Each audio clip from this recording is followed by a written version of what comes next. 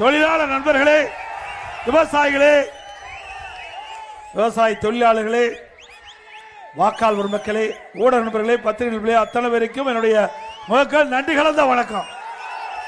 இந்த தொகுதி பொன்மனச்செம்மல் புரட்சி தலைவர் எம்ஜிஆர் வெற்றி பெற்ற தொகுதி. இது வரலாற்று சிறப்புமிக்க தொகுதி. இந்த இயக்கத்தை தோற்றுவித்த மாம் மனிதர் வெற்றி பெற்ற தொகுதி அருப்புக்கோட்டை சட்டமன்ற தொகுதி.